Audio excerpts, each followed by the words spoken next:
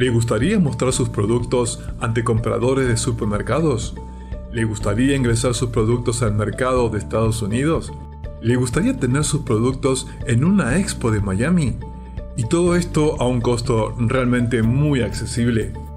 Le presentamos la central de compras Retail SBG, la central de compras de la Hispanic Retail Chamber of Commerce, la única plataforma B2B que le ofrece a todos los productores, fabricantes y proveedores a estar visibles dentro de un catálogo digital inteligente y dinámico, para que los compradores puedan solicitar cotizaciones de sus productos. Pero eso no es todo. Como suscriptores de nuestra central de compras, tienen la oportunidad de publicar una nota de prensa en nuestro diario digital Diario Retail. Esto significa que podrá llegar a una audiencia más amplia y destacar sus productos y servicios de una manera única y efectiva. Y hay más. También podrá tener una entrevista en nuestro canal audiovisual Hispanic Retail Media, que se difunde en nuestras redes sociales para que usted pueda presentar su organización y líneas de productos. Y por último, sin costo alguno y sin moverse de su lugar, podrá mostrar sus productos en nuestra expo America's Food and Beverage Show, que se realiza cada año en Miami. Aproveche esta oportunidad única. Haga clic ya en un enlace adjunto o escríbanos a info@retailsbg.com y con gusto le daremos más especificaciones y beneficios. Lo esperamos.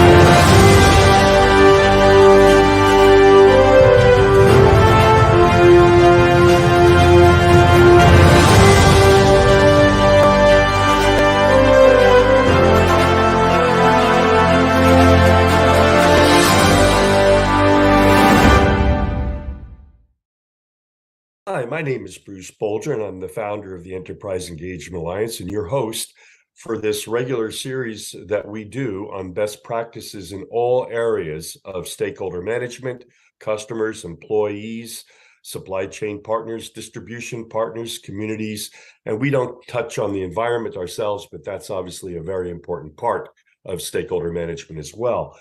And today we're really going to talk about a subject that is near and dear to my heart, and that is the issue of customer experience, customer service, whatever it's being called, I think that the nomenclature war in itself is a recognition of the major challenges that this field is addressing. And we're going to talk about that today with four people who have tremendous experience in this and who view a customer experience a little bit more broadly than a lot of people might, because it really involves multiple stakeholders. Sadly, today we don't have Erin Armendinger. She's the CEO of Compass Experience Labs, but she had a last-minute conflict. But we do have Graham Hill. He's CEO and founder of Janus SVP, and that doesn't do justice to the many, many assignments that Graham has had. And I think Graham has rolled up his sleeves and seen a lot of the inner workings of customer experience in a lengthy career. We also have Alex Mead, who is frankly one of my favorite LinkedIn posters because of the really honest insights that he makes about the state of customers' experience. So we're going to look forward to hearing from him. And he works with Alvarez Marshall, but he really works for a lot of other companies under beneath that umbrella. We have then Ramon Portilla. I'm sorry if I'm pronouncing that wrong, Ramon. But anyway, he's founder of HumanX Insight. He'll correct me when he speaks in a few minutes. And this is a new company based on many years of experience he had with Walmart. And he's located where you can imagine, down in Bentonville, Arkansas. And look forward to hearing from him. And finally, Alan Steinmetz, who I believe founded one of the very first fully integrated agencies that focuses both on the external customer and promises being made and inward consulting, in other words, inward communication. So thank you so much, folks. I'm just going to quickly thank the many, many companies that we support in helping them provide engagement solutions. And always to remind everybody that we are practitioners of this world of stakeholder capitalism, which means we give a lot of stuff away. We pay it forward. So look to us for all sorts of services, information, and whatnot. Oh, a lot of it free. So I'm now going to stop my share and we're going to get right into it. I'm going to start with you, Alex. So please take yourself off mute. What is the state today? And I'm going to ask all of you this question. What is the state today? If you had to say, generally speaking, of large companies of customer service and customer experience? It is probably worse now than it's been before COVID, and but I think it was better 10 years ago. So the simple dumb stuff we tended to get right 10 years ago.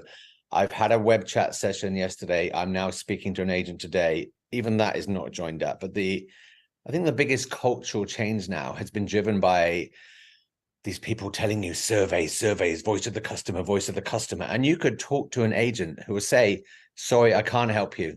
Phone again tomorrow. And within 10 minutes, you'll be asked for how happy you were with that call. So it's falling off a cliff because the basic foundations of customer service are just completely messed up. And I'm sure we'll talk about why we think that's happened, but it's hopeless. It really is. Well, we're going to get to that in a minute. And I'll only disagree it's not hopeless because if you can make money solving it, people will go for that. But that's another story. Ramon, your view generally as of the state. And by the way, I should tell everybody that Alex is in Dubai, okay? And he does business internationally. He's at the Dubai Air Show. So we're getting an international perspective, and we're going to get one from Graham as well. But coming back home to the US, Ramon, your view of the general state of customer service, customer experience today. Thank you, Bruce, very much. It's a pleasure to be here today. I think there's like three comments I'd like to do about your question, and I think it's just we can't ignore the dynamic environment right now.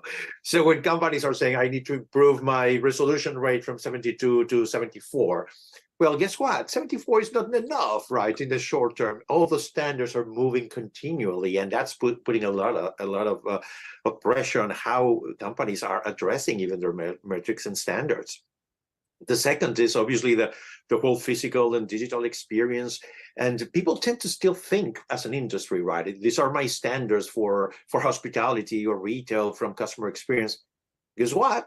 that's not happen anymore, right? These days, I'm having if I'm able to sign a document with financial institutions, why I cannot do the same to sign the IDP for my son in school, right? So customers are comparing across industries, and that's really changing a lot of the dynamics and putting pressure, very heavy pressure on how we address that. And I think the third one, I think Alex was mentioning it, but it's, companies are like saying, I'm going to fix my experience in one channel.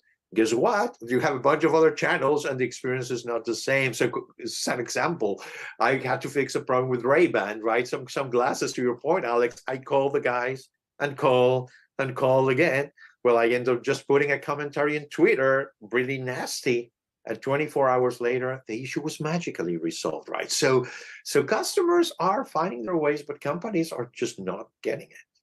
Well, and we're going to get into why in a minute, because my hypothesis is that poor customer service is a sunk cost. They just build it into their bottom line and move on, like they did with quality in the 90s and 80s of the last century, when the Japanese taught us a little lesson on that.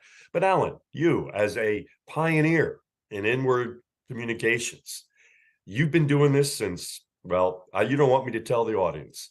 Have we made any improvement in those 20 years? The American Customer Satisfaction Index doesn't indicate it. What do you think? I think, first of all, thanks, Bruce. It's always a pleasure to be on these shows with you and such an austere group of colleagues. So thank you for that opportunity. I think that customer service and customer experience is a high priority for most organizations. It's something they talk about and want to achieve, but the question is they really don't know how to do it. And that's really where the gap is. That's one component. Another component is that they talk a good game and they really don't know how to do it. And then they send messages to the internal constituencies that are opposite of what they hope to achieve for their customers. And that's where there's a major disconnect between the employee experience and the things that the employees need to deal with, and then conversely, it has a direct impact on the poor customer experience. That is not a high priority for businesses right now, is understanding the alignments and the gap and the breakdown that exists between creating an environment for the employees so that they care enough to understand and be passionate about what the company wants to achieve, to have a better customer experience. And that's and people aren't measuring that. They're not looking for it. They're not understanding it. And the only piece of research that I've seen that addresses that is really Gallup. And they basically said that when organizations successfully engage their customers and their employees, they can achieve a 240% increase in boost in performance-related outcomes. Well, I'm gonna stop you right there, because we're going to talk more about that. Graham, we're going to get into this whole issue of economics in a minute, but generally, you're in Cologne. I believe you have clients throughout Western Europe. Yes, that's right. UK. What do you think? How's it going over in your part of the world? Well, I did a little bit of research, especially for the call today, and I looked at two things. I looked at the Institute of Customer Services UK's Customer Satisfaction Index from June. That tells us a really quite sad message, and that is that customer satisfaction at 76.6% is the lowest since January 16, when it was 77. Biggest problem being complaint handling, a 7.2% reduction in complaint handling quality. I also looked at the KPMG Nunwood UK Customer Experience Excellence report as well, also just recently published. There, the scores go down from 7.09 to from 7.25, the lowest score since 2014. So huge gaps over the last 10, 15 years. The KPMG Nunwood study said that the biggest challenge was a lack of empathy. And part of that was because during COVID, things got a lot better temporarily because people were suffering. They were under pressure. The customer service was markedly improved because they had to do something for all those folks suffering and needing support and service. And in some ways, we've sort of fallen back to where we were before. But I think as already mentioned, we need to return to service basics. mean, I've been doing service quality since the 1990s. The stuff that we need today is what I always started to do it in that point of time. A lot of my clients today are talking about service quality basics, using models from the 1990s like ServQual and the GAPS model and stuff we all know and love because we're doing it for many, many years. That's what we really need to do, that return to basics, and recognizing also today we have multiple channels, customers expect omni-channel experience. Service agents and service companies like to play with baubles as well. There's lots of new technology, AI technology, I'm sure we'll pick up a little bit later, but it's a lot more difficult than people imagine. And often the technology we buy that show that last year only 32% of the MarTech we bought was actually used. That the remaining 68% we're paying for, we're not getting any value from it. And I don't think that's from customer service either. Well, this is great. So we're going to get into now a little bit about why, but we are going to talk about the prescriptive too. This is not a negative show. We're going to always have constructive. That's the purpose of this. But we have to get to the problem first. And Alex, I think the problem is economic. I think the CEOs don't get it. I think that they simply, I'm older than almost everybody on this show, and I lived the total quality management revolution. And I know for a fact that the major US manufacturers built poor quality into their business model. They simply built it in. 10% defects, that's fine. We're still hitting our profit goals. No one's complaining. Well, obviously the Japanese came along, and somebody earlier referred to standards. I think that was you, Ramon, that standards get raised and then expectations get raised. Well, we know the history. So Alex, I'm going to give you an example, and then I really want to talk about the economics, the money that is being wasted, because that is the headline here. Companies, you're wasting a bunch of money, you're pissing people off, and you're making us miserable, and we don't like you. That's the story here. And I'll give you an example, Alex. I walked into my pharmacy yesterday. Major, I won't single them out, but they're one of the two that's doing the same thing. Long wait, frustrating. And the pharmacist said, well, they're only allowing one pharmacist here. They're not basing it anymore on volume. It's just every store has one pharmacist.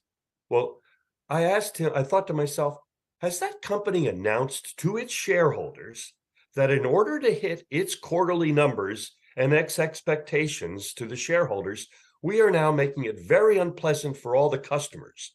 Now, we're not measuring that. We don't know how it's going to hurt, but it'll help you in the short term because there's only one pharmacist in a store.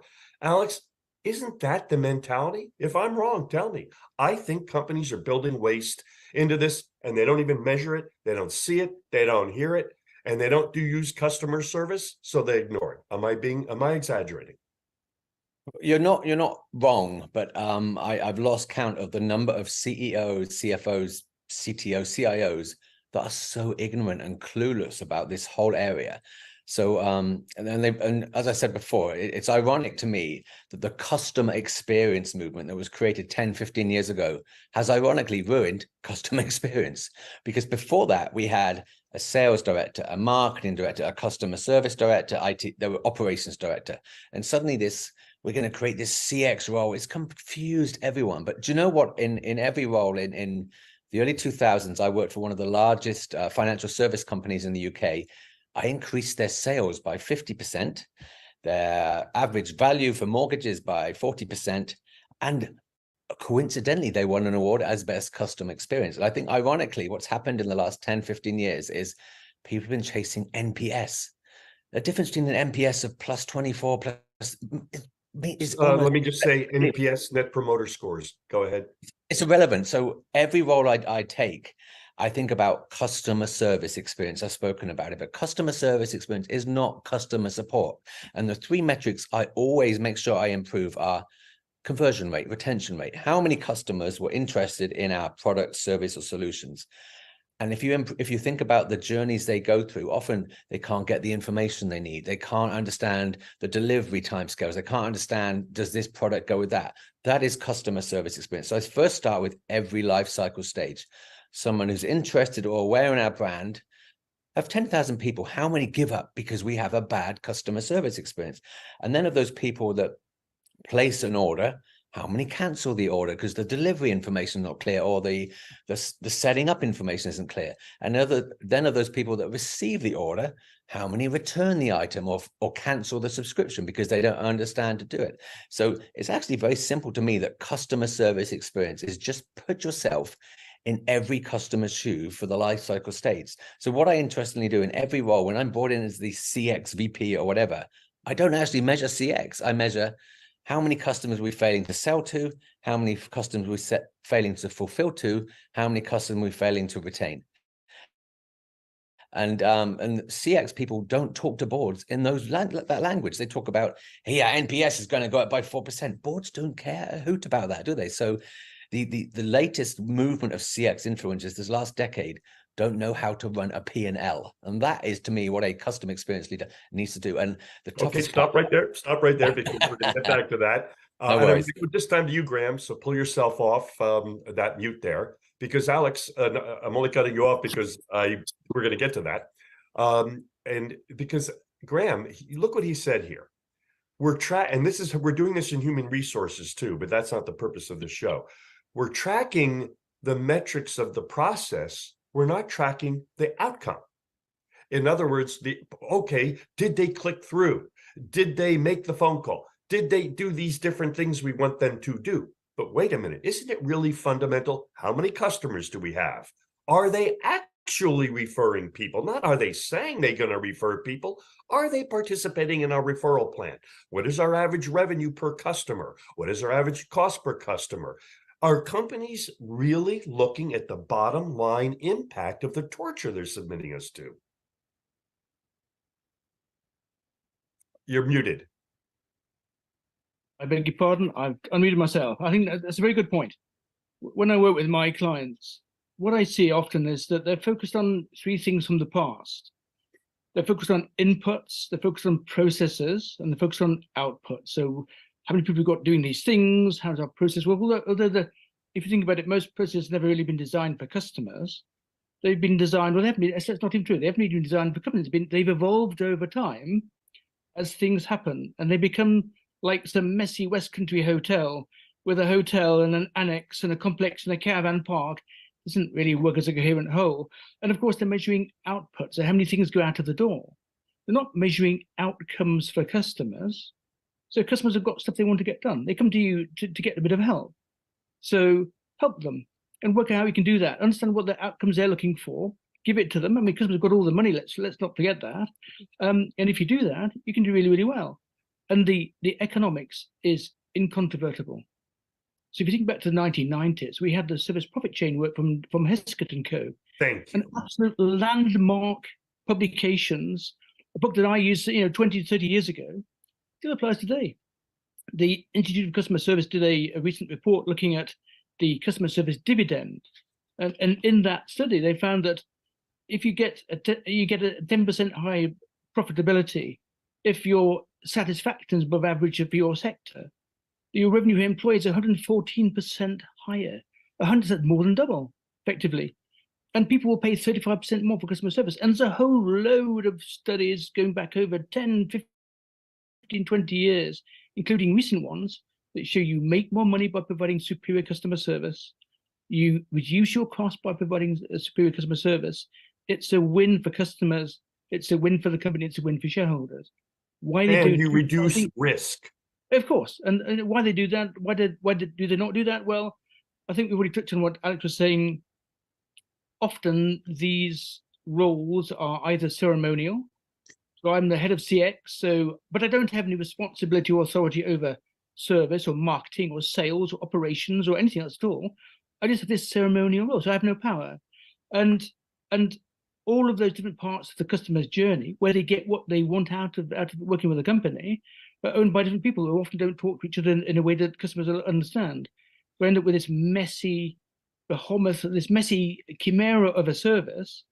I don't get what I'm looking for, and I go elsewhere after a period of time. And we've all had numerous customer service disasters, and it's partly because of that complexity that we've introduced over time. Well, I'm going to stop you again because we're going to get to that. We're going to get to how we solve that in a minute. So bear with me, Alan.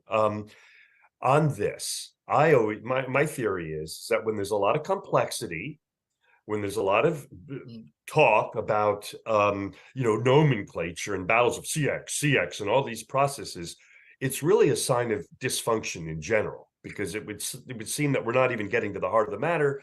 It's sort of like prison guards discussing how to keep the prisoners safe without really solving the problem of crime. Maybe that's a bad example, but Alan, you've been at this now for 30 years. Everything we know Graham and Alex have said, and I'm going to get to you for a minute, Ramon, and we're not going to put you on the spot for having worked for one of the biggest companies on earth, and who's really are, we're not going to get into that. But the bottom line is you've got more experience than any of us here with dealing with how a Fortune 100 company views this. But Alan, in your case, why do you think all of these facts are being ignored? Why is all of this opportunity for value creation over 30 years being patently ignored? Do you have any idea? Well, yeah, I have a lot of ideas. They're all over the place too.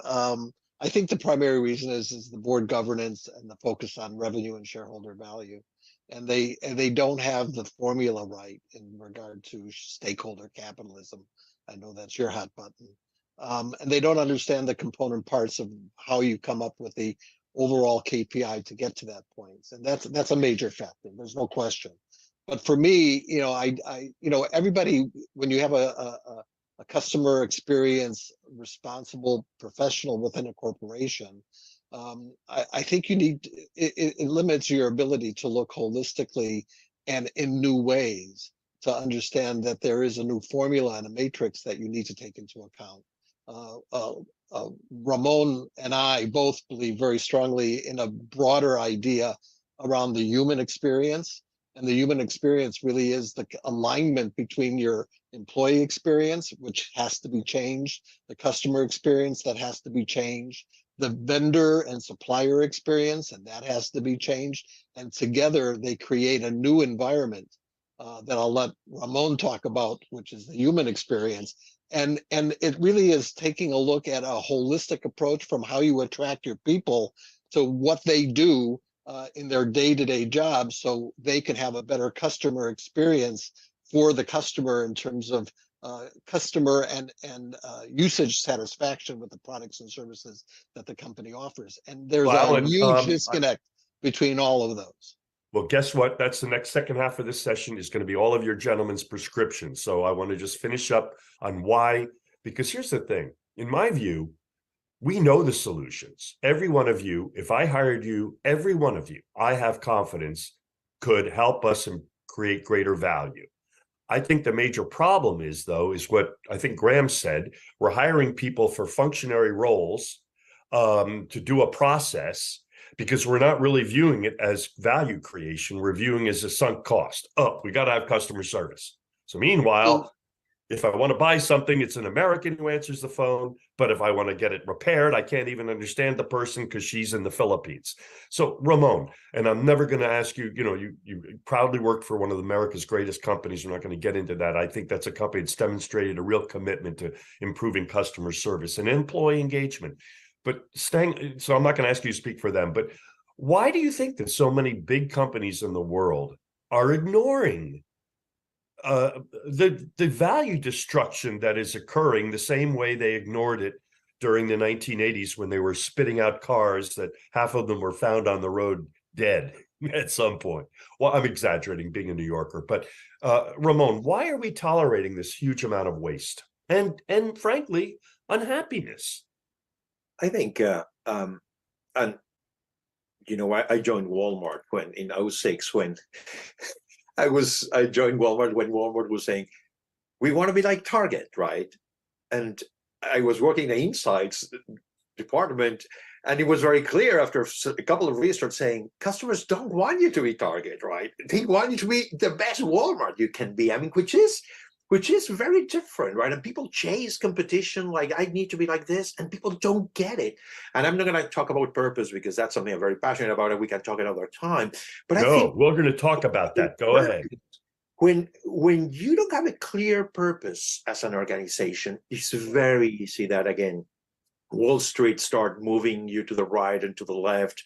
And Walmart had a lot of temptations around those things, but was able to stay away from those. But I don't want to miss in the commentary of this something that Alex was saying, which is I will take a very, very specific example. I always talk about retail, about customer experience and sales. I was telling operators, listen, a customer that comes with a shopping list to buy 20 things at Walmart, start buying things. If an employee is not nice, the customer is not taking things from their cart. They keep buying the same thing, right? They're going to walk away saying, I did not like this. The example I was trying to make is some people in business don't understand metrics, right? They think a bad experience is immediate rid of a bad sales, and that's just not the case. That's what in the future I'm very encouraged that companies need to leverage technology to understand customer at the level, like the lifetime value of a customer, because you need to understand the full journey. If we make customers happy along the way, they're going to start favoring us. If we start messing with them, they're going to start losing, right? So I think that's where, again, we're talking about solutions, but I think that's one of the big problems. We don't understand inputs and outputs. And just to give you a final example, right, with NPS, because I can talk, Alex, about NPS a lot, but people don't understand that they need to operationalize the drivers of NPS. Very quick. My NPS is bad, or it's bad in customer service. What part of customer service? Employees are not friendly. And people think, okay, we need to be friendly. I have to go and understand what friendly means in the context. So show me behaviors, right? So operators understand behaviors. So you have to go all the way to understand. It's saluting, it's saying thank you at the end, it's having your store clean. But many businesses just stay in the very ethereal concept, and they pretend someone's going to fix that. Wrong. Yep. Totally agree with that. Well, we're going to go into that. In fact, I'm going to let you handle this because, Alan, I'm going to go back around the other way. In my view, let's switch the discussion now. It's 11:30 New York time. Let's switch it to a positive. I'm going to hire each one of you. I'm right now, I'm a CEO of a company, and I realize there's a mess. But I don't know what it is. So, if I'm not putting you on a spot, Alan, I'll start with you. How would you convince me, in a sense, to do it? What are the benefits of doing a strategic approach to customer service, Alan? What are the benefits to my organization? And what do you think are the critical elements for us to be on the path to success? And what are the key metrics? If that's tough, let me know. But those are exactly the kind of questions my clients ask me. So that's great. The first thing I do, frankly, is to ask the CEO, if they have a shared purpose, why are they in business, and if values. It's what's your core purpose, and do your customers align with that purpose? And do your employees align with that purpose? And if there's a disconnect between those two, that's really one of the first things that we would want to address. Because when you have that kind of alignment, the outcome is generally positive employee and customer satisfaction. So that's really the first thing. And there's a whole framework and process to get to that. The benefits of when you have that kind of focus around that core purpose, customer greater lifetime value. You are able to measure, report that, and have talent. You're able to improve training programs and incorporate technology. And over is Subaru. Subaru's core purpose is to establish an environment of love. You have to wonder, well, what does that have to do with manufacturers selling cars? But they've aligned all of their business processes, from manufacturing to selling to dealer networks to marketing and advertising to internal to recruitment, all around that presence of purpose of love. And as a result, you start seeing advertising with puppies that express the quality and the safety associated with the cars that they manufacture and sell in their dealerships. And so there's a variety of different things that people do it. There are clear benefits. Now, what we don't get into it, but we don't go into the measurement of the savings of dollars and cents. But that's something that I rely on you, Bruce, to come up with the stakeholders, shareholder capitalism equations to get there. But that's what I would do. Start with a core purpose, make sure that your internal and external audiences are aligned with that, and then start developing process improvement and process design to make sure that you have what we call CEO balance. Your customers who know what you stand for, your employees know what you stand for, and your owners, your shareholders know what you stand for, and that's how you're able to achieve a high performance business over time. And by the way, I think you developed a term for that about 20 years ago called try, engage. You see, That's there's so much wisdom that has not been put into place these decades. Graham, okay, we're hiring you, or no, we want to hire somebody to turn around this mess. That's fine. Why should we do it? What are the economic benefits? You know, what are we going to see, and how are you going to do it in a framework summary? Okay, so I'm going to start by disagreeing vehemently with Alan. So if I look at the work that's been done recently on corporate governance and purpose, what we see is a lot of purpose washing. So, for example, Bebchuk and Tellerita did a whole load of studies, looked at the companies that signed up to the Business Roundtable for purpose a little while ago, and looked at whether they actually implemented any of those. Oh, Graham, I want to stop you on 1 second because we're getting across international confusion here. I want to be clear. When he says purpose in the U.S. context, he didn't mean that. I can already tell you he didn't mean that. Okay. We all agree with you. Purpose washing, bullshit. Sorry, purpose. That's okay. I'll have that clipped out. No, what we mean by purpose is the North Star of an organization. No. Okay, I'll go with that. Okay, so that's but we all agree. Greenwashing, purpose washing is worse than bad customer service. Two countries separate about the same language, as they say. So the way I normally do this, I think there's several things to do, but it all starts with customers. So as Sam Walton has apocryphally said, customers have all the money, have all the best ideas, and they have all the money. So I would always start by looking to say, who do I think my target customers are? What are they trying to do when they come and contact us in the first place? What is it they want from us? What jobs have they got to do? And in which context do they contact us? That's one thing I'm going to start with. Start with the customer and understand who it is you're going to be dealing with, and why do they want to deal with you? Because they have a choice. They can go out so they don't like what you have. Bruce, am I allowed to jump in here? No. Let's let him finish. And the second thing I'm going to do then is look at the other side of the coin, and look at the company itself. Look at the products I have. Look at my operating model, how I make money. So there's business model, operating model, profit model, those three elements as well. Pick up the profit model in a second. And look at value propositions. Those two things meet in the middle during contact and communications during the customer service. So I'm going to take those two things and work out, okay, what do customers want to do? What's their journey like? What do we want to do as a company? What's our product pathway like? Our own version of the customer's journey, what we want to do with products. How do they meet them? And how do we be able to derive and deliver a superior customer service that meets both our and customers' needs? Then the fourth thing I'm going to do, I'm going to pick up this idea of, if I understand the business model and the operating model, I need to understand the profit model. So I'm going to look at where do my costs come from? I'm going to look at where do my revenues come from? I'm going to look at how do I co-create value, sufficient mutual value that the customer's happy, they're getting their jobs done, and we're happy as well.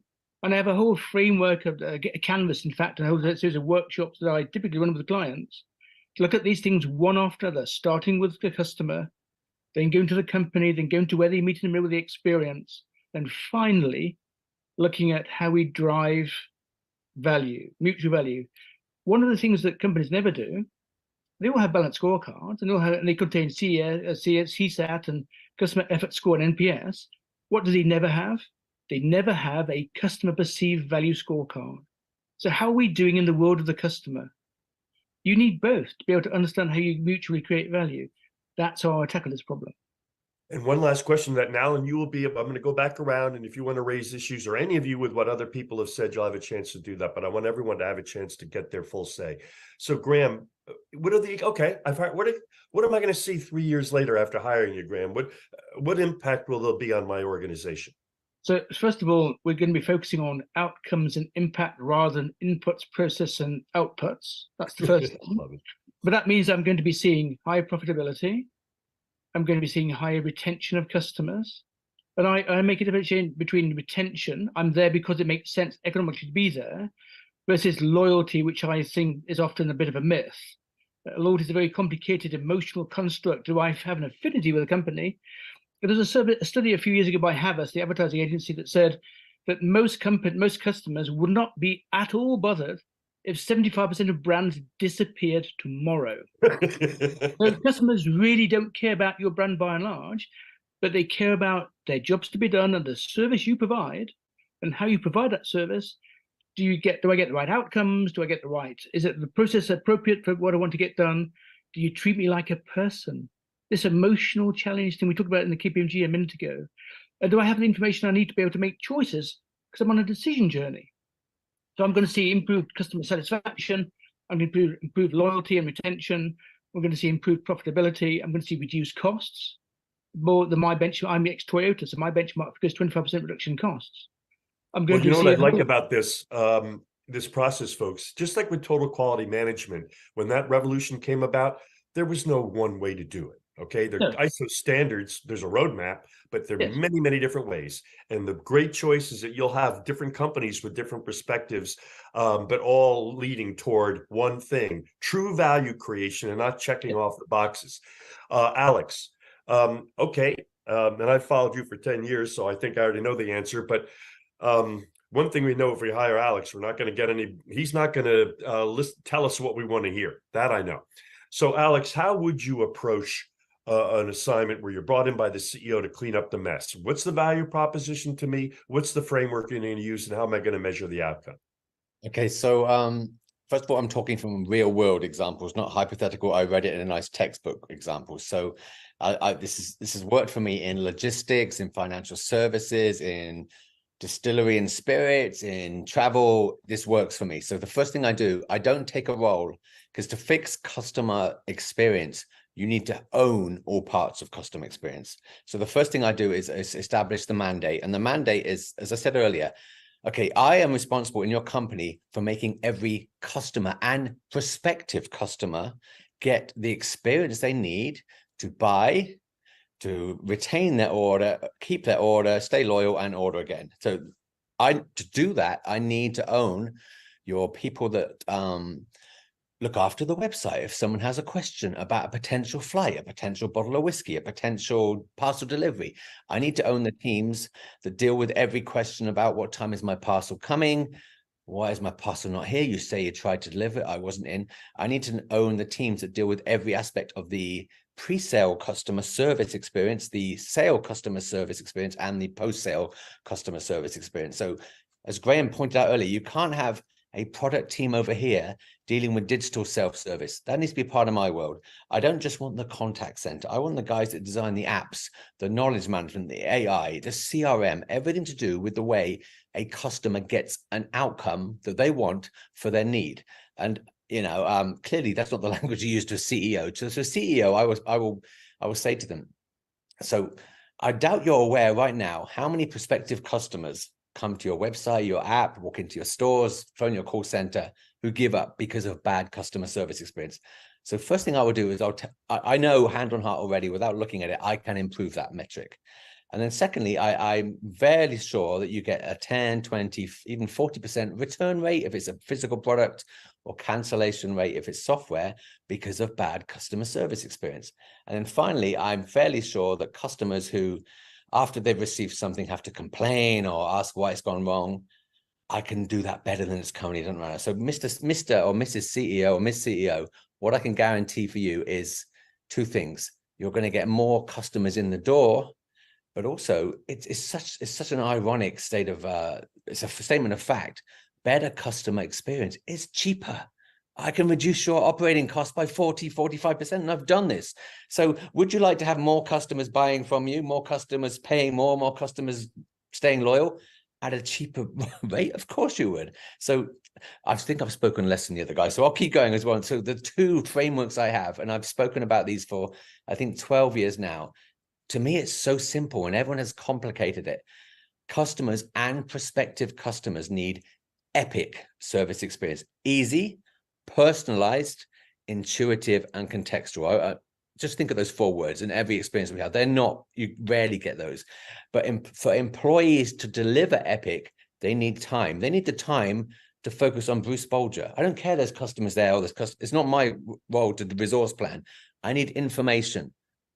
I've missed my flight. What options do you have for me? My parcel hasn't arrived. Where is it? They need empowerment to fix it, and they need motivation. So the difference I have to most of these CX practitioners and consultants is I will join an organization, I will report to the CEO, and I will say, right, I want to own all of those aspects of customer service experience, and those teams report into me. And I like going into an operation and seeing 2,000 miserable, no morale contact center agent. I say to them, it's a new world. I'm not measuring you on contacts or average duration. I'm measuring you on owning and resolving customers' issues and prospective customers' issues.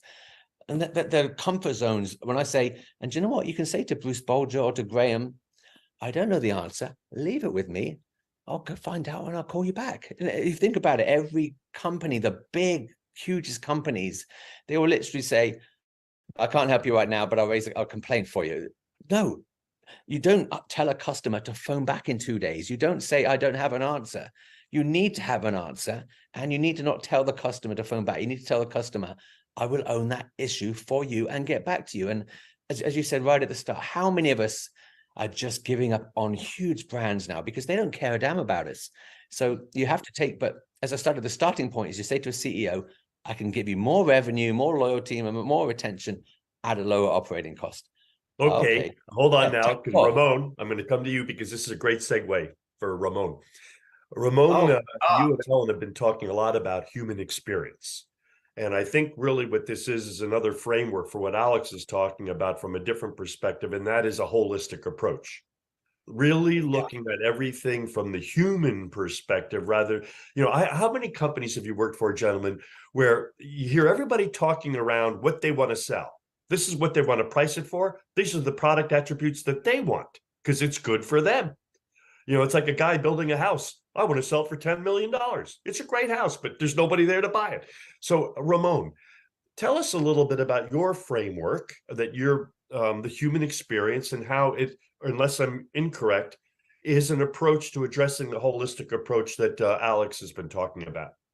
Right. Thank you.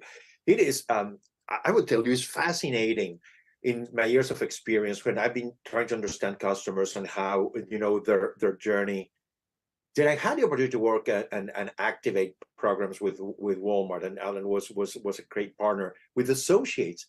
It's fascinating, the similarities of the journey, right? We talk about a new customer. Well, we have a new employee. We onboard a customer. We onboarding an employee. We want to retain the customer. Exactly. We want to retain the employee. We want the customer to come back. We want the associate not to leave.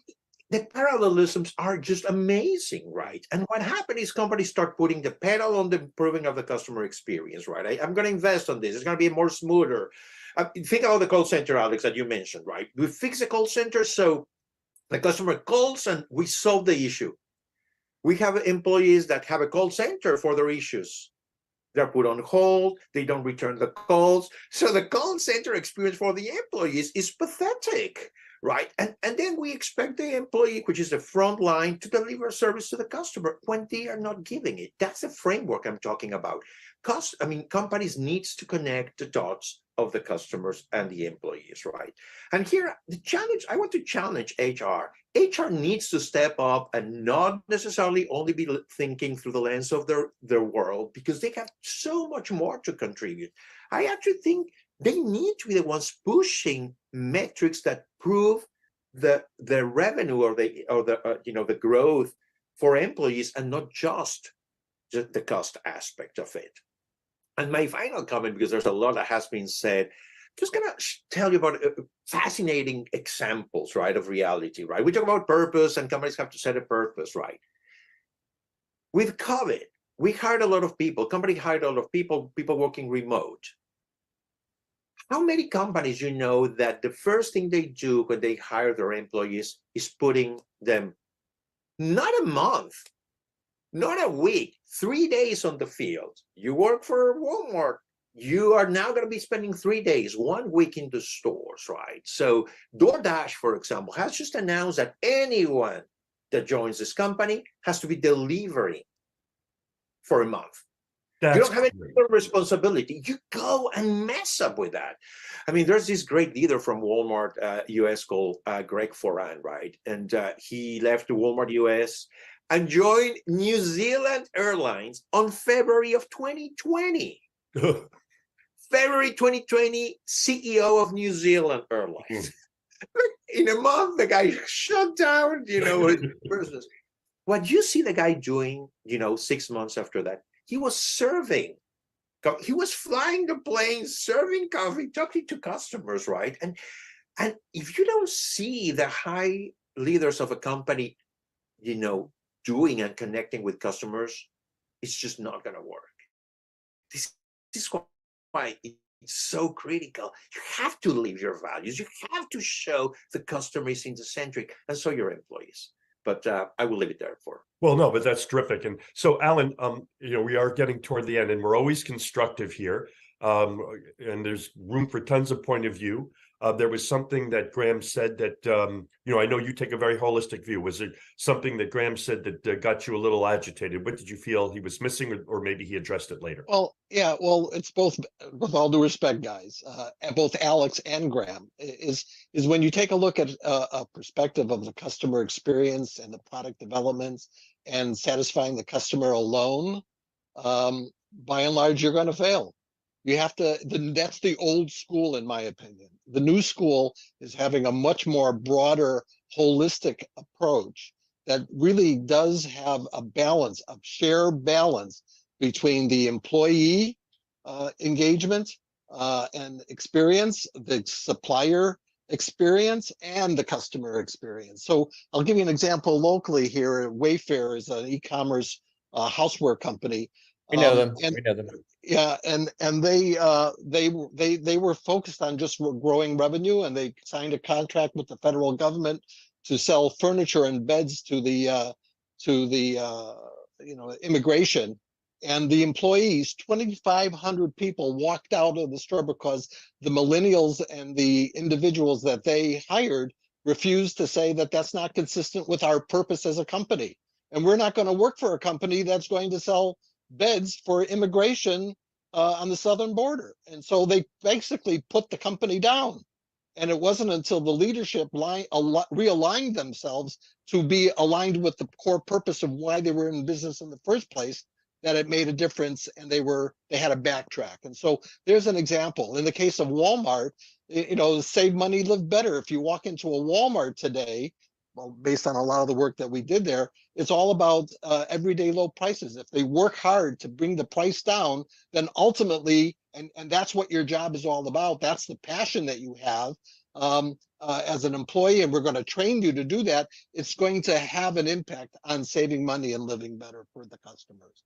So I'm a very strong advocate and very passionate about having a balance between the customer experience, which I get is what Graham and Alex are talking about, but it really is the supplier engagement as well as the customer engagement as well. And I think that companies or consultants or advisors who promote one component of it are making a big mistake, and it's old school. Well, I'm going to give Graham. I'm going to give Graham an opportunity to address first, and me. Yep. And then I'll go to Alex. So I don't disagree with anything that Alan has said. Those of us brought up in the 1990s with service quality and the service profit model, for example, that's driven in large part by employee behaviors, employee satisfaction. So I would never, ever think that I'm only going to focus on customers and ignore employees. In fact, I include them in the operating model part of the model that I use. So it's not a case of either or, but it is actually interesting. The I remember reading a little while ago around some work. Bradley Gale wrote about AT&T, and he said that originally I think it was the 1990s, they had three broad values that they would measure: the EVA, economic value, PVA, people value added, and CVA, customer value added. When they had a bit of difficulty, what did they drop first? PVA. When it continued and it didn't get any better, what did they drop next? CVA, customer value added, leaving EVA, economic value added, behind. So it is, we're facing a situation where management often is focused on shareholder value, or at least their own equivalent, bearing in mind that management isn't necessarily focused on shareholder value per se, but on their own value through their own structures and architectures of payment. Often employees get forgotten, often customers get forgotten. In the real world, running a big complicated business, there's a trade-offs. I can give price reductions to customers, then I might have to have a pay cut for employees, or a lower, more keen pricing for suppliers. So the art of business is making complicated and often dynamic trade-offs so that most people get enough of what they want to be happy, but you can only have one core drive, core stakeholder. In my world, whether you like it or not, that's the shareholder. And you're raising an interesting point. I'm a child of Milton Friedman, so I'm going to be focusing on the shareholder, but I recognize I can't do that without keeping employees happy, other stakeholders including the regulator and government and society more general, and of course, employees. Well, there are different types of investors, and we can get to you, Alex. Remember, there's that short-term investor who just wants his money, the short-term day trader. He or she could care less about anybody, right? But there are other types of investors, and I think there are more of them, that are looking for more sustainable returns. They want to park their stock, like my mother-in-law did, or my grandmother-in-law bought a whole bunch of stock in 1951 in Xerox. And when she died, oh my gosh, was everybody stunned to see how wealthy that woman was. So there are different types of investors, Graham, and I think the types of investors out there are changing as well. And this is where purpose comes in, not greenwashing purpose, but when you have a trade-off, when you have a clear purpose, clear organizational purpose, you can at least explain your trade-offs, like Airbnb did. Airbnb had to lay off everybody after COVID, but they got everybody back because they had a clear purpose, and it had nothing to do with greenwashing. We're all with you, at least I am, Graham, on the greenwashing issue. In fact, we have an article about it today. Alex, your response to this issue about taking a holistic approach, I think I already know what it is, but please share it. Yeah, Alan. So again, like Graham, I don't disagree. In fact, I support your argument completely. And so I've had roles where I'm not a CX advisor or consultant that sits in a room and advises. I'm typically the guy that is brought in, as you said in your analogy, hypothetical situation. The CEO says things are screwed. Alex, you're in charge. I've had that role 5 or 6 times, and I've had a role where 12,000 employees have looked at me, and attrition rate's been over 100%. There's been no empowerment, no information, no motivation, no time, the 4 letters I've said. So I'd never, ever think I'm going to improve the customer experience without that being the first perspective. So a couple of examples are a logistics company in Europe. 12 years ago, we had 74 depots, 3,000 people delivering parcels, 1,200 in contact centers. Officially, the contact centers reported into me from day one, but I managed to change the entire model that said every parcel delivery driver is going to be focused on a new world where they successfully deliver the parcel. They don't say they try to deliver. And we found out 50,000 times a day they were trying to deliver but not going anywhere near the address, and that caused grief for the customer service agents who would get the complaints. So what did I do? I started with a North Star, and Bruce, this is what was missing in nearly every the North Star. And we're going to put customers at the heart of everything. If anyone puts that on a poster, I'm like, you are so not going to do that. Don't even come up with that slogan. But our North Star was, we are going to deliver your parcel safely and securely every time. We're going to give you an estimated time when we're going to deliver it. And if that doesn't work for you, we'll make it easy for you to contact us. I said this in 2010. And Graham, I'm sure you know, parcel delivery in 2000, this was like, people looked at me like, Alex, you crazy? That was our North Star. I worked with the CEO, the CTO, the CHO, everyone. This is what we're going to do. And if we do this, we are going to clean up in logistics in Europe. Okay, Alex, okay, we like it, but my God, it's impossible. Right? So I then took every aspect of this mission. It's a mission. I knew it would transform this company so much. 3,000 delivery drivers. Why were they pretending to deliver 50,000 times a day? So my customer service staff and I went out and delivered parcels with a delivery driver. As per your point, we got delivery drivers to sit in our contact centers, and we realized, okay, 30,000 times a day, they say they try to deliver because they have too much pressure from the depot managers to do 75, 80 drops per day. And if they go to that place 12 miles away, they'll fail. So they just press a button, they pretend. And 20,000 times a day, they say they try to deliver. They don't have the information from the retailer where the customer lives. So they just say, try to deliver. And basically, that North Star became the glue for everything. And I remember going into the contact centers, the customer service centers, where they had a 97% call abandonment rate, average speed of answer of 2 hours, email 6 weeks old. And I came up with this, guys, this is what we're shooting for. Alex, it'll never happen. It will happen. You got to help me make it happen. You have to engage, but the North Star vision. And I've done that with airlines, with travel. I often fail because you don't get the support you need, but I will always start with, here's our aspiration. And if my metric isn't, of course, it is shareholder return for Graham, of course, because that's how we get our bonuses. But my metric is, do I walk into an operation with hundreds, thousands of customer service, customer experience employees feeling better about their lives, their jobs, their roles than before I joined? And actually, the very last point. Well, I have to stop you really, Alex. Okay. Time, and I'm going to give you each one more thing to say, and you'll end.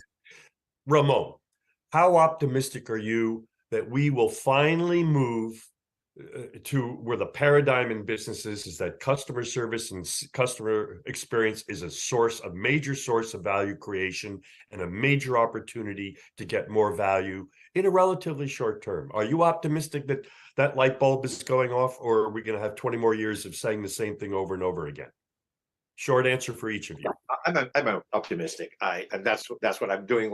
And I'm not going to give up. And I know not everyone is going to listen. The narrative, but that's fine, right? And that's what's going to make some companies better than others. And I would only say, and I know it's going to be not because it's the terminology or what we're talking about these days, but I am a believer in this humanity aspect of the experience, and it's going to be in the center. And I want to be also encouraging companies to really leverage technology, right? I honestly think Gen AI is we're all afraid about it. We're talking about like how scared that is. And I just think it's our choice. Do we want to lead with it from a human angle, or we want to be scared about it? And I think this is how we should be leading, right? One optimistic message, Alan. I agree. I agree with what Ramon said. I think with the growth and the influence of Generation X, it will evolve to be more focused on the customer experience, but it will start with employee purpose rather than the customer experience. And you, Graham? So I agree with both Alan and Ramon. I think it's going to get better, but before it does that, it's going to get worse. So it's been going down. It's been going down. We need to break that fall of customer satisfaction across the board, no matter where it is. It has to get worse before people realize it can actually get better. My belief is the catalyst for improvement is going to be two things. It's going to be focused on the service experience rather than the customer experience. So that delivery of service, the heart of all the experience we go through anyway, and it's going to be powered by artificial intelligence. We have to learn our basics before we can get cracking with the really stuff, the human differentiators that people talk about.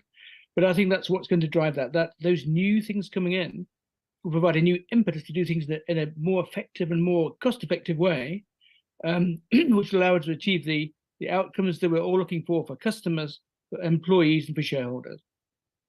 And thank you. And Alex, you get the last word. So I'm optimistic because it has to happen. Whether us old fogies or the CX leaders of the world think it's going to happen is irrelevant, because the younger generations will not tolerate anything other than being able to say, and as Graham pointed out, the technology and Alan pointed, the technology is there. So if in 5 years they can't just say, hey, Walmart, have you got a pair of trainers, red size 8? I want them tomorrow, and deliver them to my office, not my home. Or hey, Amazon, that package you said was going to be here in 2 hours, where is it? If they can't do low effort interaction, natural language, data, voice, they will give up. So companies have no choice other than, and you think about the model we have now, we are so far from that. It frustrates the bejesus out of me, but we will get there because customers will not tolerate anything else. Well, what a great answer, gentlemen. Thank you so much. A lot of great meat. Thanks for listening. We're going to have this up on our library probably within the next week. This is really great wisdom in here. And I thank all of you for sharing your wisdom today. Thank you. Thank you, Bruce. A pleasure. Pleasure. Have a great day.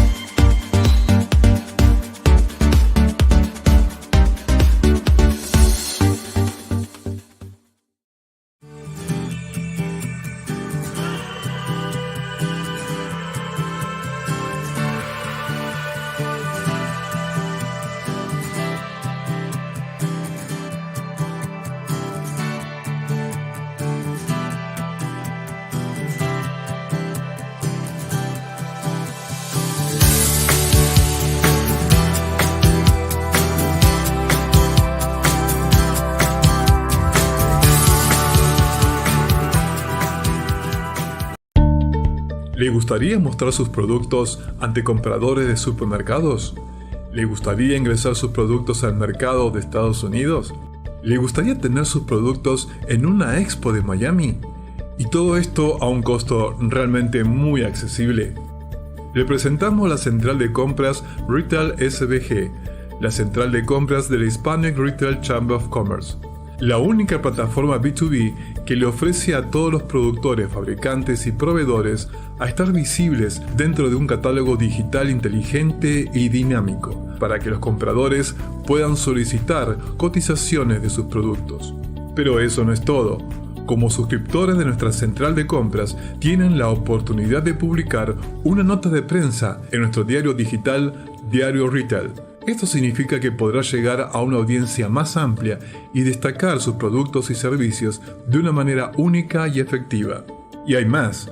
También podrá tener una entrevista en nuestro canal audiovisual Hispanic Retail Media, que se difunde en nuestras redes sociales para que usted pueda presentar su organización y líneas de productos.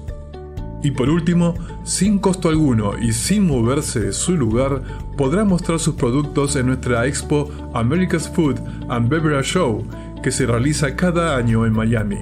Aproveche esta oportunidad única.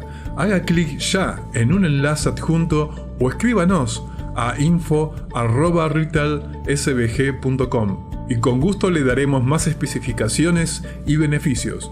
Lo esperamos.